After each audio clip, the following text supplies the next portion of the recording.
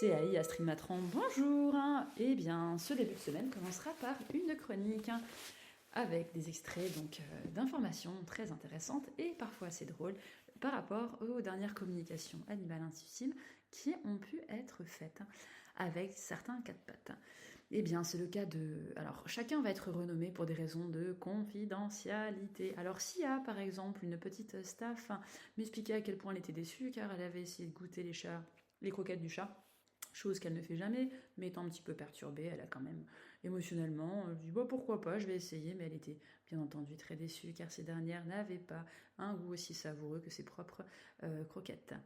Un autre sujet très intéressant, un magnifique chien de chasse, Bartaille, qui quant à lui a des petits problèmes au niveau de respect hiérarchique, il m'a bien fait comprendre que ces deux propriétaires font partie de sa meute et que c'est lui le chef et qu'aucunement sa posture ne pourrait être différente de celle-ci.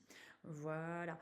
Nous avons aussi Pirouette qui, pour la première fois de sa vie, donc une très jolie chatte européenne, a eu l'occasion de se battre avec les chats du quartier, car cette maison-là était l'ancien lieu QG stratégique avant l'arrivée des propriétaires de chats errants. Une dame donnait à manger.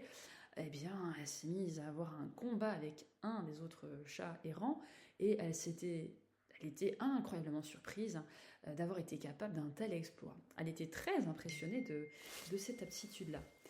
Quant à une autre magnifique demoiselle berger allemand sur lequel j'ai travaillé, qui avait des peurs par rapport aux humains en raison d'un passé assez triste dans ce domaine, donc de maltraitance, eh bien Rouana, quand elle et sa propriétaire la destinent à être maman dans les années à venir, donc tout un travail a été fait pour d'éclairage, de demande et d'explication, savoir si ça lui plairait.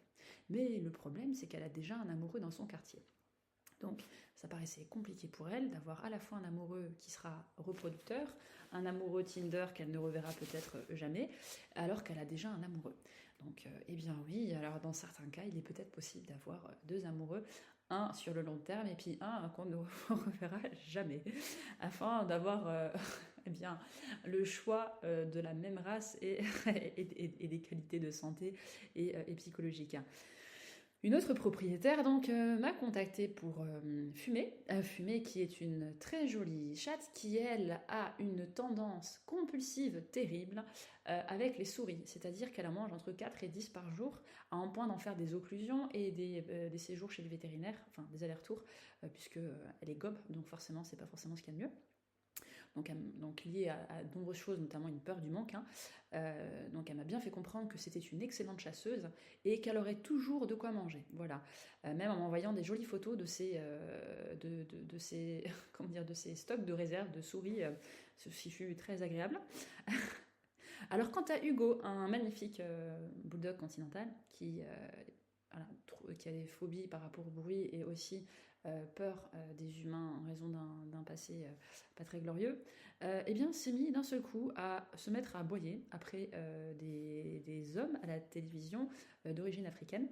Donc il a fallu lui expliquer que non, il ne pouvait pas sortir de la télévision pour venir rentrer chez eux. Voilà, parfois les discussions et les échanges sont assez surprenants, mais néanmoins, ils marquent l'esprit. Alors, ce qui est incroyable avec les animaux, c'est qu'on ne peut jamais mentir avec eux. Non seulement c'est pas le but, mais ils ont très vite fait de nous recaler, notamment la sœur de Fumée, puisque Fumée était quand même assez malade au vu de tous ces problèmes de souris.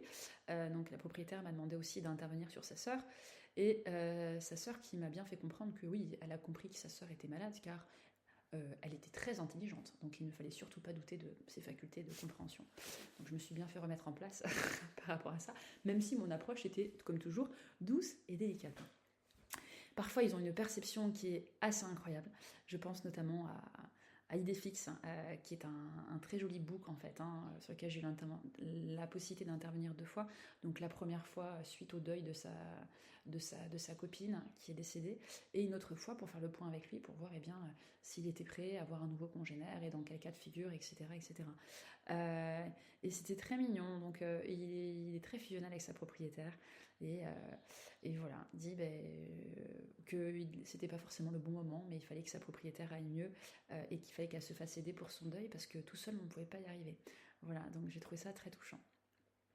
Et puis pour terminer sur une petite note humoristique, hein, donc j'ai travaillé sur une demoiselle qui était assez agressive avec sa propriétaire, notamment la nuit, et dans les éclairages et les projections inversées, etc., qui l'ont été envoyées, eh bien, en fait, non, elle a toute la nuit pour l'embêter, parce qu'en fait, la journée, elle peut dormir tranquillement et se reposer, contrairement à sa propriétaire qui doit, elle, aller travailler, hein, pour payer le toit ainsi que les croquettes de sa propriétaire.